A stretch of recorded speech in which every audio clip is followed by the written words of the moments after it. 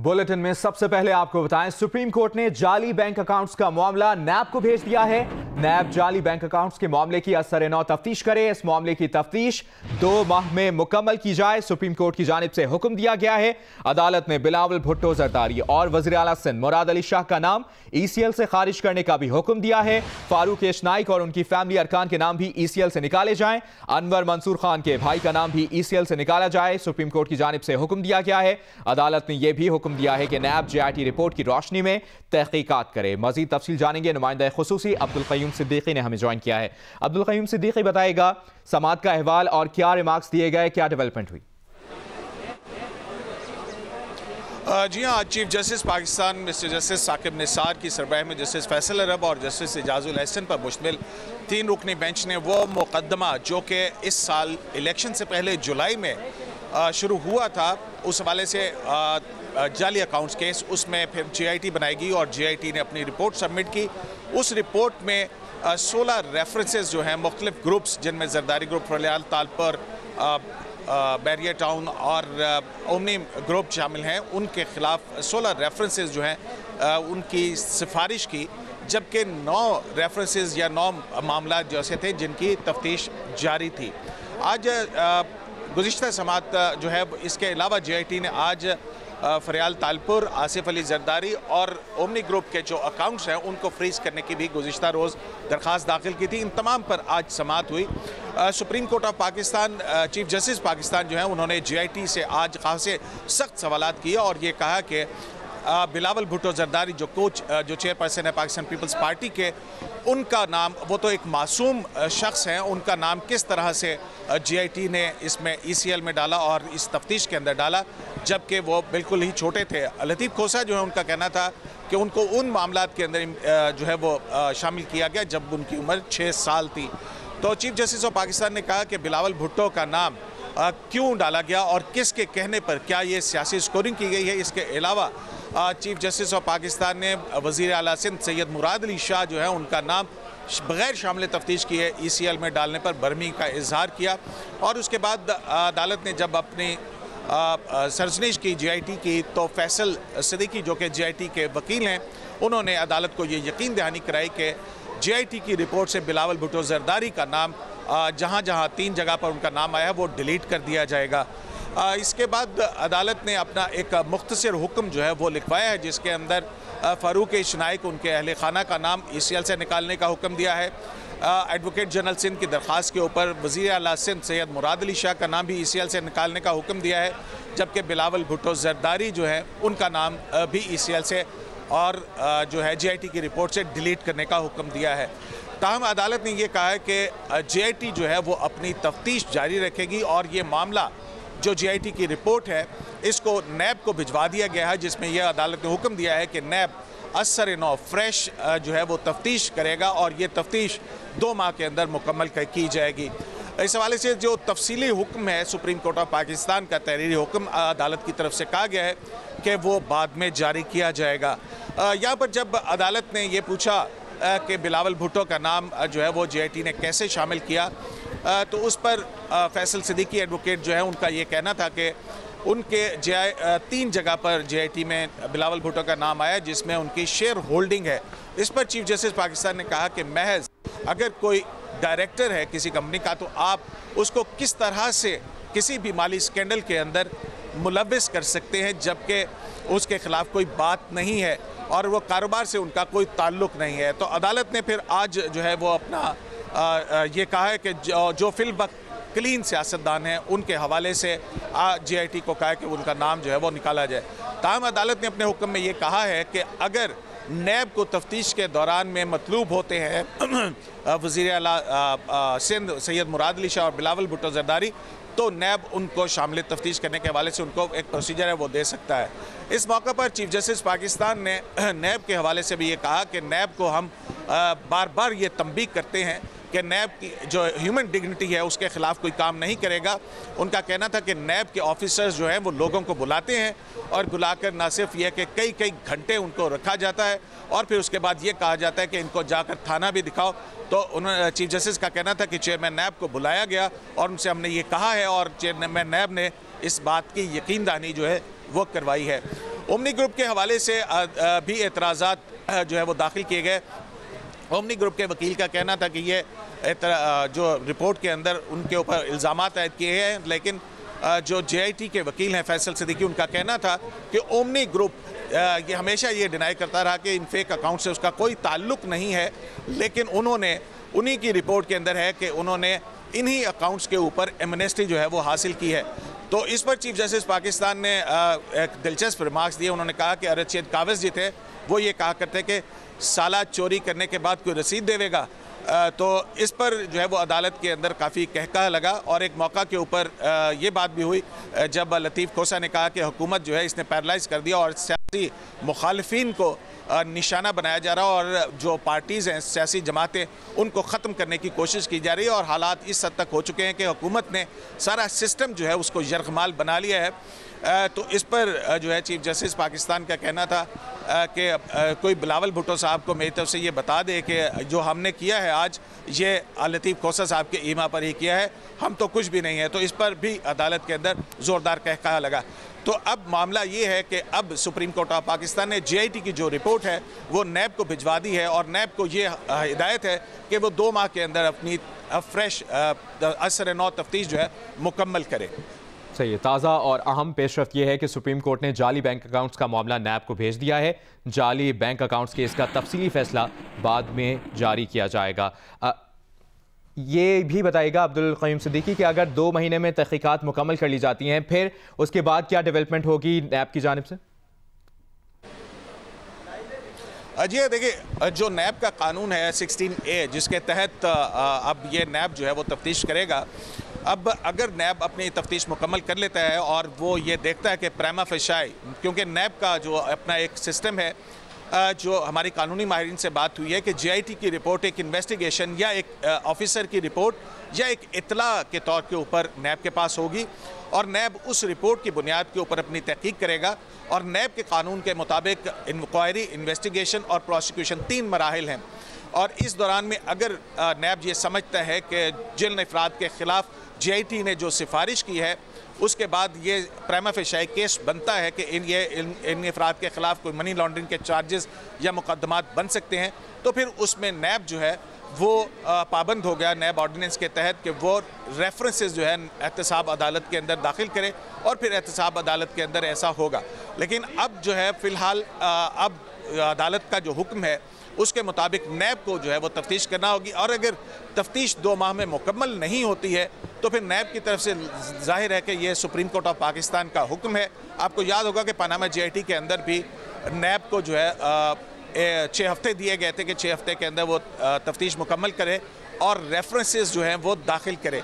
तो यहाँ पर जो अभी तक अदालत का हुक्म है उसमें इस तरह की कोई बात नहीं है। ये सिर्फ एक खाका चीफ जस्टिस ऑफ पाकिस्तान ने कहा कि हमारे ऑर्डर का ये खाका होगा कि जिसमें बिलावल भुट्टो का नाम और वज़ीर आला मुराद अली शाह का नाम, अनवर मंसूर के भाई का नाम और फ़ारूक H नाइक और उनके अहल खाना का नाम जो है वो ACL से निकाला जाएगा और JIT के उन हिस्सों में जिसमें बिलावल का नाम शामिल किया गया वो डिलीट कर दिए जाएंगे। ताम इस हवाले से अदालत का कोई ऐसी डायरेक्शन अभी तक जो है नहीं आई है कि वो कितने अरसे के अंदर नैब में केसेस दाखिल करेंगे या नहीं करेंगे। तो ये नैब की तफ्तीश मुकम्मल होने के बाद पता चलेगा कि प्रिमा फेशी ये अफराद मनी लॉन्ड्रिंग के जाली अकाउंट्स के जो कि JIT का तफ्तीश मुकम्मल होने के बाद मजीद डेवलपमेंट होगी। सुप्रीम कोर्ट की जानिब से हुक्म दिया गया है कि नैब जाली बैंक अकाउंट्स के मामले की असर नौ तफ्तीश करे। इस मामले की तफ्तीश 2 माह में मुकम्मल की जाए। आपने तफसीलन अपडेट किया अब्दुल क़य्यूम सिद्दीकी, बहुत शुक्रिया आपका।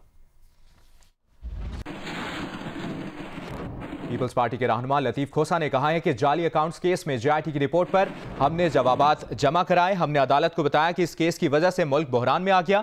JIT ने 172 अफराद के नाम ECL में डाले जिसका उनको इख्तियार नहीं था। JIT की रिपोर्ट के बाद ये सिंध हुकूमत पर चढ़ दौड़े थे। बिलावल और वज़ीर आला सिंध का नाम ECL और JIT रिपोर्ट से निकालने का हुक्म दे दिया गया है। वज़ीर आला सिंध को JIT ने एक मरतबा भी बयान के लिए नहीं बुलाया था।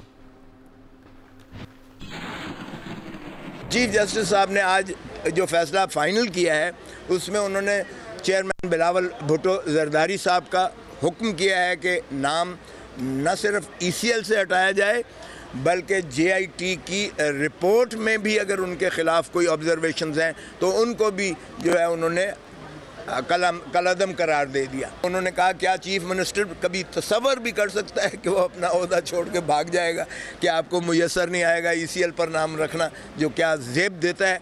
तो उनका भी नाम उन्होंने जो है ECL से फिलफौर हटाने का हुक्म किया है। और तीसरा उन्होंने हुक्म दिया कि ये नैब को रेफ़र किए जाते हैं।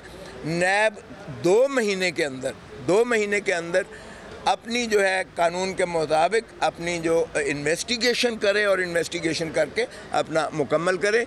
GIT उनकी मुआवनत में होगी। अगर नैब तसव्वुर करेगी चाहेगी तो GIT से जो मुआवनत होगी वो उस तफ्तीश के बारे में लेगी। और मेगा मनी लॉन्ड्रिंग केस में कराची की बैंकिंग कोर्ट ने आसिफ अली जरदारी, फरियाल तालपुर समेत 11 मुल्जिमान की जमानत क़ब्ल गिरफ्तारी में 23 जनवरी तक तौसी दे दी है। साथ ही साथ आपको ये भी बताएं कि मुल्जिमान के वकील ने इस्तदा की कि FIA को हतमी चालान जमा कराने का हुक्म दिया जाए। अदालत ने रिमार्क्स दिए कि सुप्रीम कोर्ट ने कार्रवाई से रोका हुआ है, इजाजत के बगैर मजीद कार्रवाई नहीं की जा सकती। FIA ने अदालत के बाहर रेंजर्स तैनात करने का मुतालिबा कर दिया। रिपोर्ट कर रहे हैं अमीन अनवर। आसिफ जरदारी और फरियाल तालपुर बैंकिंग कोर्ट पहुंचे तो गर्मा गर्मी देखने में आई। जाले पुलिस एहलकारों को धकेलते हुए अहाता अदालत में दाखिल हो गए। अदालत में आसिफ अली जरदारी और फरियाल तालपुर के वकील फारूक एच नाइक ने कहा कि FIA को हतमी चालान जमा कराने का हुक्म दिया जाए। अदालत ने कहा कि सुप्रीम कोर्ट ने कार्रवाई से रोका हुआ है। अदालत उज़्मा की इजाज़त के बगैर मजीद कार्रवाई नहीं कर सकते। बैंकिंग कोर्ट ने आसिफ जरदारी और फरियाल तालपुर समेत 11 मुल्जिमान की जमानत क़ब्ल गिरफ्तारी में 23 जनवरी तक तौसी कर दी। FIA प्रोसिक्यूटर ने धक्कम पहल की वजह से अदालत के बाहर रेंजर्स तैनात करने का मुतालबा कर दिया। कमरा अदालत में साबिक सदर ने पार्टी रहनुमा और जालों से मुलाकात भी की। आसिफ जरदारी ने वकला पैनल से केस की तफसीलात भी पूछी। इस मौके पर निसार खोड़ों ने जरदारी और फरियाल तालपुर की गिरफ्तारी के इम्कान को मुस्तरद कर दिया। मंजूर वस्तान ने कहा कि वो आसिफ जरदारी को आज़ाद देखने का ख्वाब देख रहे हैं। अब रिलीफ मिला या न मिला, लेकिन केस के फेस कर रहे हैं ना।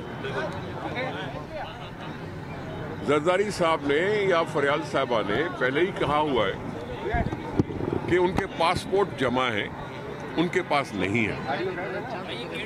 और जब पासपोर्ट किसी के पास नहीं है तो वो किसी मुल्क से बाहर भी नहीं जा सकता। लेकिन हम पीपुल्स पार्टी वाले मुल्क छोड़ने वालों में से नहीं हैं।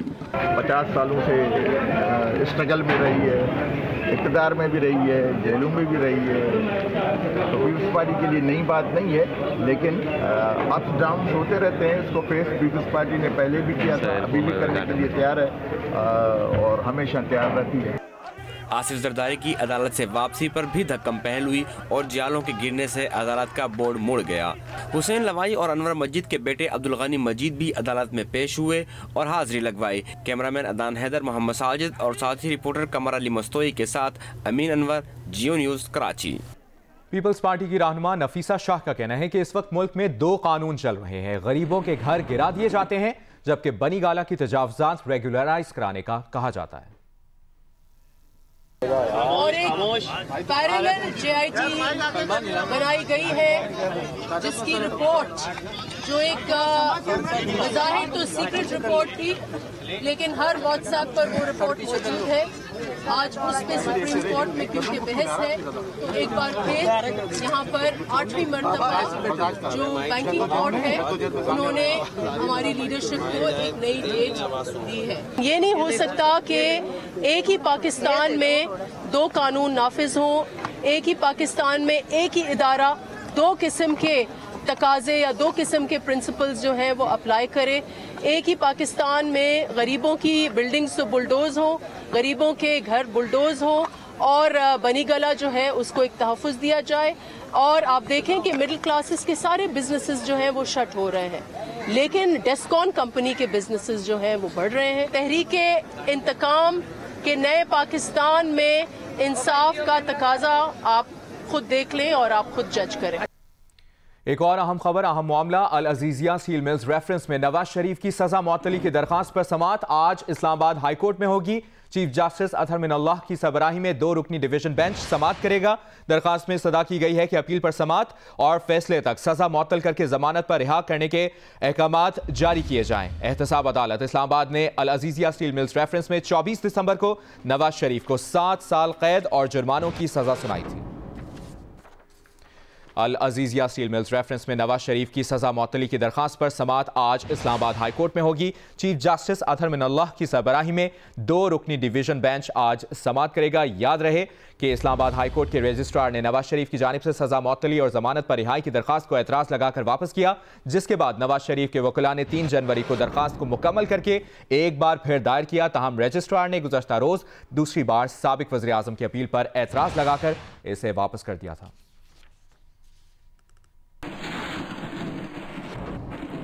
पाकिस्तान स्टॉक एक्सचेंज का अहवाल आपको बताएं, जहां पर आज तेजी देखने में आई है।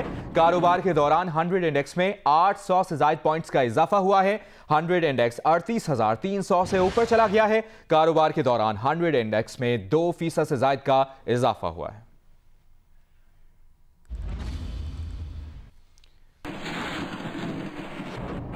और खबर यह भी है कि दर्रा आदम खैल के इलाके जरगून खैल में कोयले की कान से गुज़श्ता रात अगवा किए गए तमाम 14 कारकुनों को बाजियाब करा लिया गया है। सिक्योरिटी ज़राए के मुताबिक दर्रा आदम और खैबर के सरहदी पहाड़ी इलाके डोंगे से कारकुनों को बाजियाब किया गया है। अगवाकार मुग़वियों को पहाड़ी इलाके डोंगे में छोड़कर फरार हो गए थे। इलाका डोंगे से दस्ती बम, पिस्तौल और कई मास्क भी मिले हैं। दर्रा आदम खैल की हाफिजुर रहमान कोल माइन से गुज़श्ता रोज 14 कारकुनों को अगवा किया गया था। बाजियाब कारकुनों का ताल्लुक जिला शांगला और दर्रा आदम खैल से है। अल अजीजिया स्टील मिल्स रेफरेंस में नवाज शरीफ की सजा मुअत्तली की दरखास्त पर समाअत मुलतवी कर दी गई है। इस्लामाबाद हाई कोर्ट के चीफ जस्टिस अतहर मिनल्लाह और जस्टिस आमिर फारूक पर मुश्तमिल बेंच ने समाअत की। चीफ जस्टिस अतहर मिनल्लाह ने सवाल किया कि अभी तक सजा के खिलाफ अपील मुकर्रर नहीं हुई, क्या आपने फाइल कर दी है? जिस पर ख्वाजा हारिस ने कहा कि अपील दायर हो चुकी है, जिस पर ऑफिस ने 1/2019 का नंबर भी लगा दिया है। ख्वाजा हारिस ने भी कहा कि अभी मौसम सरमा की तातीलात हैं और सिर्फ अर्जेंट केसेस फिक्स किए जा रहे हैं। ख्वाजा हारिस ने इस्तदा की कि आप जो मुनासिब समझें वो तारीख मुकर्रर कर दें, जिस पर जस्टिस अतहर मिनल्लाह ने कहा कि जब ऑफिस अपील मुकर्रर करेगा तो ये दरखास्त भी साथ ही फिक्स हो जाएगी। इस हवाले से बाद में ऑर्डर भी जारी कर दिया जाएगा। और सर्दियों की छुट्टियों के बाद पंजाब भर में स्कूल आज से दोबारा खुल गए हैं। सख्त सर्दी के बायस महकमा स्कूल एजुकेशन पंजाब ने 6 जनवरी तक छुट्टियां बढ़ा दी थीं। पंजाब हुकूमत की जानिब से 24 दिसंबर से 31 दिसंबर तक मौसम सरमा की छुट्टियों का ऐलान किया गया था, मगर सर्द मौसम के बायस छुट्टियों में 6 जनवरी तक इजाफा कर दिया गया था। मौसम सरमा की छुट्टियां खत्म होने के बाद आज से सूबे भर के तमाम सरकारी और निजी स्कूल्स खुल गए हैं।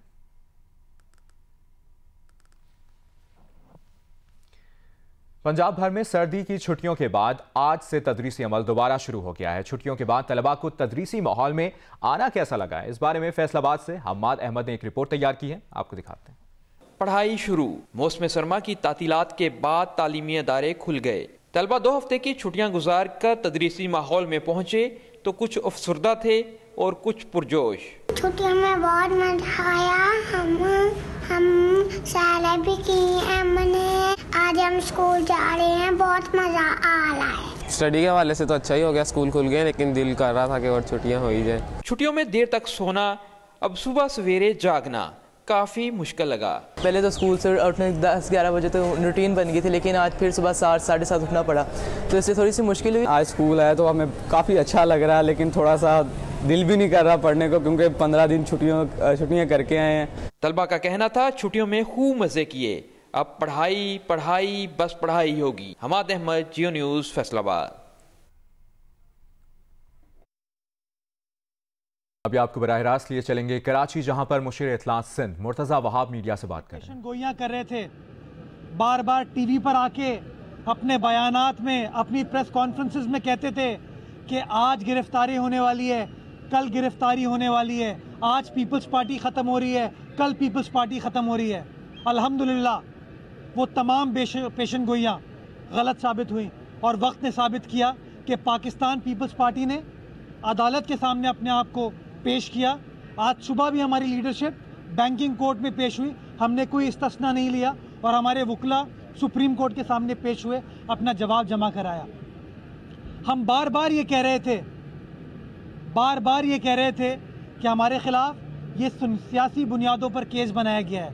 हम बार बार ये कह रहे थे कि ECL पे नाम शामिल करना ज़्यादती है पाकिस्तान पीपल्स पार्टी की लीडरशिप के साथ, और आपने अल्हम्दुलिल्लाह देखा कि आज अदालत में जो कार्रवाई हुई वो तमाम चीज़ों को अदालत ने भी रिजेक्ट ही कर दिया और मामला नैब के हवाले किया कि अगले 2 माह में रिपोर्ट सबमिट करें। मैं समझता हूँ वो लोग जो पिछले कई माह से पाकिस्तान की आवाम का टाइम ज़ाया कर रहे थे, आज शायद उनके घर पे सफ़ाए मातम होगा। आज उनको समझ नहीं आ रहा होगा कि वो कैसे प्रेस कॉन्फ्रेंस करें, कैसे पेशन गोई करें, क्योंकि आज इंसाफ का बोलबाला हुआ है, आज इंसाफ सुरखरू हुआ है, पाकिस्तान पीपल्स पार्टी की लीडरशिप सुरखरू हुई है। आज अल्हम्दुलिल्लाह पाकिस्तान पीपल्स पार्टी नहीं कह रही कि बिलावल साहब का नाम गलत तरीके से डाला गया था, मुराद शाह साहब का नाम गलत तरीके से डाला गया था, पाकिस्तान पीपल्स पार्टी के बाकी लीडरशिप का नाम गलत तरीके से डाला गया था। आज अल्हम्दुलिल्लाह सुप्रीम कोर्ट ने भी कहा, चीफ जस्टिस साहब ने भी कहा कि ये हद तक आमेद रवैया नहीं चल सकता इस मुल्क में। किस तरीके से आप इलेक्टेड नुमाइंदों के खिलाफ इस तरह की कार्रवाई कर सकते हैं। मैं समझता हूँ ये इंतकामी हुकूमत जिसका नाम पाकिस्तान तहरीक इंतकाम है, उसको थोड़ा सा सोच विचार करना चाहिए अपनी पॉलिसीज़ के ऊपर। उसको सोच विचार करना चाहिए कि कब तक वो अपने सियासी हरीफ को सियासी इंतकाम का निशाना बनाएंगे। मैं समझता हूँ उनको फोकस करना चाहिए उमूर मुमलिकत पे, उनको फोकस करना चाहिए काम पर कि कैसे इस मुल्क के मसाइल हल किए जा सकते हैं, कैसे बेरोज़गारी ख़त्म की जा सकती है, कैसे लोगों को रोज़गार दिया जा सकता है, कैसे रुपी में बेहतरी आ सकती है। एक मैं छोटी सी मिसाल आपको देता हूँ कि आज सुप्रीम कोर्ट का ये फैसला आया और स्टॉक मार्केट हमारी तकरीबन कोई 600 पॉइंट ऊपर गई है। ये मार्केट सेंटिमेंट है जो कहता है कि बेयकीनी जो पाकिस्तान तहरीक इंतकाम ने इस मुल्क में क्रिएट की हुई थी, उससे पाकिस्तान की मईशत को कितना नुकसान पहुँचा है। मैं समझता हूँ आज का फ़ैसला इंसाफ का बोलबाला है, आज का फ़ैसला खुशाइंद है।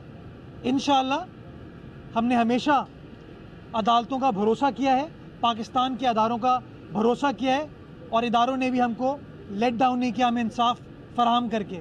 मुस्तकबिल में भी अगर कभी भी पाकिस्तान पीपल्स पार्टी को कोई अदालत बुलाएगी, कोई इदारा बुलाएगा, तो हम कानून का एहतराम करते हैं, अदालत का एहतराम करते हैं, पाकिस्तान के इदारों का एहतराम करते हैं। हम बिल्कुल हाजिर होंगे और अपनी बेगुनाही इंशाअल्लाह जिस तरह आज साबित की है, हमने शो किया है, मुस्तकबिल में भी ये बेगुनाही हम साबित करेंगे और तमाम साजिशी अनासर को एक्सपोज करते रहेंगे। उनके हथकंडे अब नहीं चलेंगे। हिमायत में आता है, तारीफें शुरू हो जाती है, इंसाफ का बोलबाला हो जाता है, मुस्लिम लीग नून हो, पीस पार्टी हो या और कोई सियासी जमात, तो खालफत में जब फैसले आते हैं वो कबूल नहीं किए जाते। क्या रिवायत इसी तरह चलती रहेगी? देखिए, हमने तो हमेशा अदालतों का एहतराम किया और फैसलों का भी एहतराम किया है। भुट्टो शहीद का फैसला हुआ, हमने कभी किसी कोर्ट के ऊपर, किसी इदारे के ऊपर अटैक नहीं किया, हमने फैसले को एक्सेप्ट किया। आज हमारी सिर्फ रिजर्वेशन नहीं है, आज पूरी कौम की रिजर्वेशन है उस फैसले के ऊपर। इवन उन लोगों की रिजर्वेशन है जिन लोगों ने उस फैसले को पास किया था। तो मैं समझता हूँ पाकिस्तान पीपल्स पार्टी ने अपनी तर्ज सियासत से हमेशा शो किया है कि हम इदारों का एहतराम करते हैं, अदालत का एहतराम करते हैं और हम आज भी इस बात पर कायम है कि हम अदालती मामले को, कानूनी मामले को अदालत। कराची में मुशीर इत्तलात सिंध मुर्तज़ा वहाब मीडिया से गुफ्तगू कर रहे हैं। और अभी आपको बताएं, तर्जुमान चेयरमैन पीपल्स पार्टी सेनेटर मुस्तफ़ा नवाज खोखर की जानिब से बयान जारी किया गया है। कहा गया है कि सुप्रीम कोर्ट के आज के फैसले से JIT की साख खत्म हो गई है। आज JIT के सियासी और जानिबदार होने पर मोहर लग गई है। अदालत उज़्मा ने बिलावल भुट्टो और वज़ीर आला सिंध के नाम JIT में आने को बदनीयती करार दिया है। तर्जुमान का कहना है कि साबित हो गया कि JIT ने हक़ाइक़ पर नहीं, सियासी दबाव पर रिपोर्ट मुरतब की। आज ये भी साबित हो गया कि ये सब एहतसाब अकबर ने करवाया है। हम पहले दिन से कह रहे थे कि JIT सियासी है। आज सुप्रीम कोर्ट के हुक्म से पीपल्स पार्टी के मौक़िफ़ की तायीद हुई है। मुस्तफ़ा नवाज खोखर ने यह भी कहा है कि विफाकी काबीना बिलावल भुट्टो और वज़ीर आला के नाम ECL पर डालने पर मुआफ़ी मांगे। वज़ीर आला सिंध का इस्तीफ़ा मांगने वाले अब खुद मुस्ताफ़ी हों।